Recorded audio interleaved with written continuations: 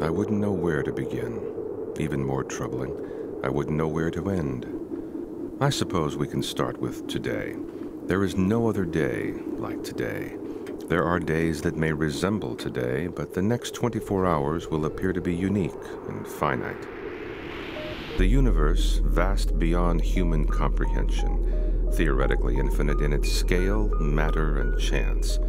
Without bounds, any and every occurrence will repeat itself an infinite amount of times. A cosmic quilted pattern in which anything that could happen will happen. Today we will focus on our subject X, Vincent. Of course, his name does not make a difference. A tremendously arbitrary person in relation to an infinite universe. Just as arbitrary as the day itself, I suppose. His job as a photocopy technician has left him with an ambiguous desire for something more. He tried to legally change his name to Crouton, but couldn't be bothered with the paperwork and fees.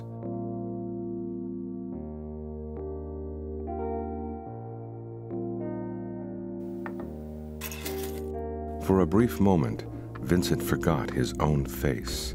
He slipped into anonymity within this series of infinite doppelgangers. The recursive reflection had a profound effect. He was overwhelmed and arrested by the infinitude, caught in a feedback loop, a beginning indistinguishable from its end. What were the chances of X becoming Vincent? For he is only a series of random and easily replicated choices. Why not Ted, or Henry, or Stuart? Somewhere, some of these cosmic doppelgangers have already gone about their day. Any number of variables could affect his trajectory and in some cases, his fate. For instance, wearing 2 different socks could have greatly altered his pace. Or even a slight drop in temperature, a dull but irritating migraine, his curiosity or lack thereof. Everything and nothing alter his route in curious and particular ways. This is subject Y, another variable that will change the outcome of subject X's day. The boy mistook him for an alien.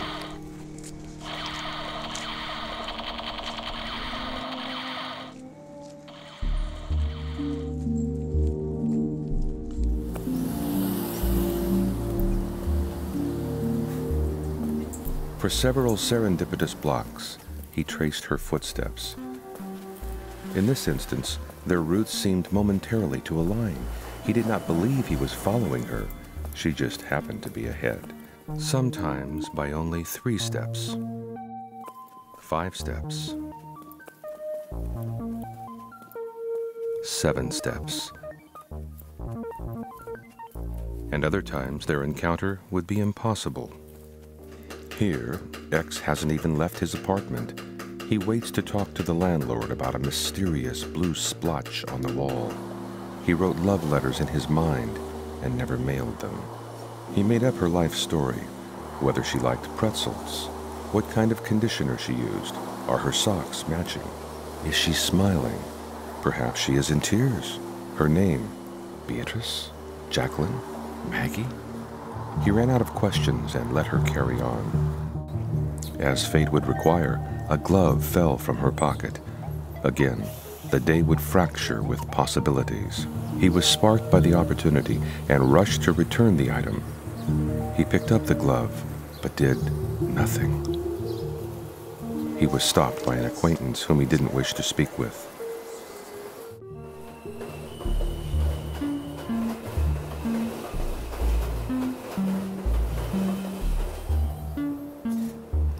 He followed her to the train, but didn't know what to say.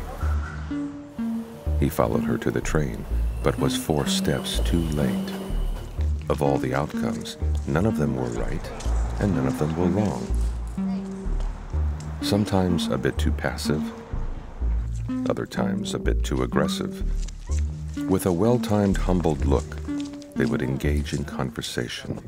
He said the right thing. "You make my brain nuts. He said the wrong thing. You look like a dog. He said a bold thing. I want to carry you home. He asked her to forget about the day, and she agreed. Neither of them would be missed.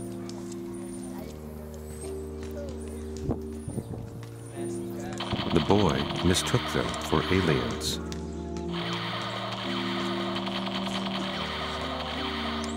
Most of the time, their playful banter would carry on for most of their time, and the moments of silence passed with equal enjoyment. He gently touched her elbow to signify his interest, and she reciprocated and handed him a small gift. He was told he could never lose it. There was no explanation for the blue splotch on the wall. The moment was incredibly fleeting, yet it would happen again and again. They continued to talk as if they were familiar strangers. The view from X's apartment was comparable to the view from Y's apartment. Of all the outcomes, none of them were right, and none of them were wrong.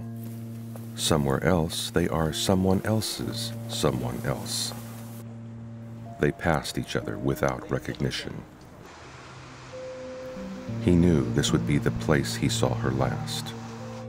He missed her without even knowing who she was. He wished things to repeat. He knew he could not have her here. Subject X's doubt and self-pity became superfluous within the abundance of infinity. He was not alone in being alone, and this made him comfortable. All at once, everything was lost, yet somewhere else it could be found, a utopia where he could only imagine being less fortunate. For every great imperfection the universe contained, it made up for it all with its subtle perfections. Without resistance, the day has come to a close, and as one day ends, another begins. Just as one moment disappears, it will spawn again someplace else, and so on and so forth. I wouldn't know where to end. Even more troubling, I wouldn't know where to begin.